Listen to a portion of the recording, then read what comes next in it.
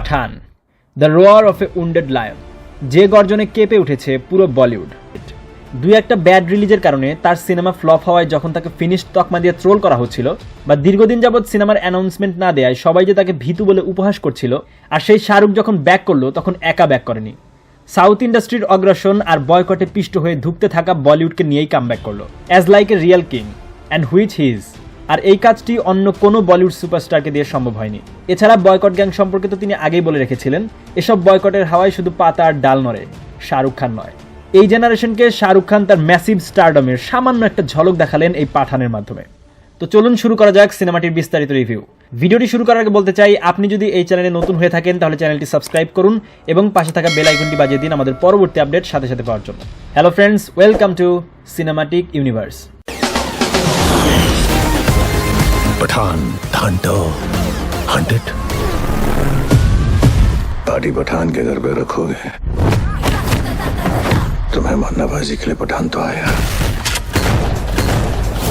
और पटाखे भी लाएगा। Ready, tiger always ready.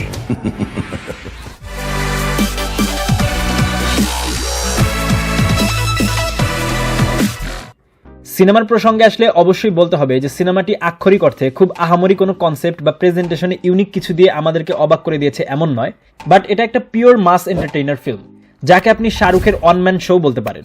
পুরো সিনেমা জুড়ে শাহরুখ খানের ক্যারেক্টারের উপর ইমফেসিস করে একটা শেড দেওয়ার চেষ্টা করা হয়েছে অ্যাকর্ডিং টু মি, যেখানে কিছুটা, আবার বলছি কিছুটা, ক্যাপ্টেন আমেরিকার ছাপ রয়েছে।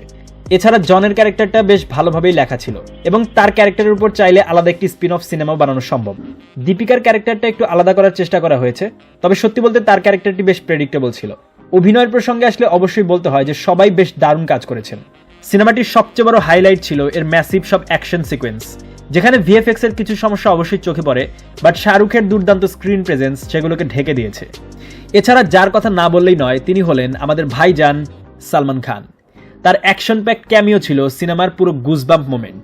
ইন্ডিয়ার সবচেয়ে বড় দুই সুপারস্টারকে এক ফ্রেমে অ্যাকশনের সাথে হালকা কমেডি আর ভরপুর ব্রোম্যান্সে দেখা ছিল ফ্যানদের জন্য একটা ভিজুয়াল ট্রিট। পুরো সিনেমা জুড়ে ছিল শাহরুখের বিভিন্ন আইকনিক সিনেমার রেফারেন্স, সাথে লাস্টের পোস্ট ক্রেডিট সিনে শাহরুখ আর সালমানের ইঙ্গিতপূর্ণ কনভারসেশন ছিল পুরো আইকনিক একটা সিন। এছাড়া টাইগার 3, ওয়ার 2 বা পাঠান 2 এর হিন্টও দেওয়া হয়েছে এই সিনেমার মাধ্যমে।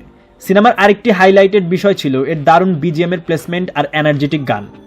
সিনেমাতে ক্যামেরার ব্যবহার ছিল দারুণ, একদম শাহরুখের এন্ট্রি শট থেকে শুরু করে এমন অনেক সিন রয়েছে যেখানে ক্যামেরার ব্যবহার ছিল মনে রাখার মতো। সিনেমাতে লাস্টের ক্লাইম্যাক্সের বিল্ড আপ আহামরি না হলেও শেষ পর্যন্ত সিনেমাটি পুরোপুরি এবং সফলভাবে ফ্যান সার্ভিস দিতে সক্ষম হয়েছে।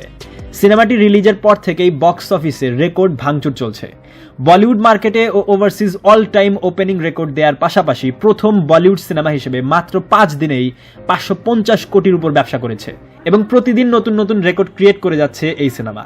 দেখা যাক পাঠানের এই সাফল্য যাত্রা আর কত দূর যায় এবং এর প্রভাব বলিউডে কতটা পড়ে। তো এই ছিল পাঠান সিনেমাটির বিস্তারিত রিভিউ। সিনেমাটির সম্পর্কে আপনাদের মতামত অবশ্যই কমেন্টে জানাবেন। দয়া করে বেশি বেশি কমেন্ট করবেন এবং ভিডিওটি ভালো লাগলে অবশ্যই লাইক করবেন, বেশি বেশি শেয়ার করবেন এবং আমাদের চ্যানেলটি সাবস্ক্রাইব করতে ভুলবেন না। ফিরে আসছি পরবর্তী ভিডিওতে, ততক্ষণ পর্যন্ত ভালো থাকবেন, সুস্থ থাকবেন, আমাদের সঙ্গে থাকবেন।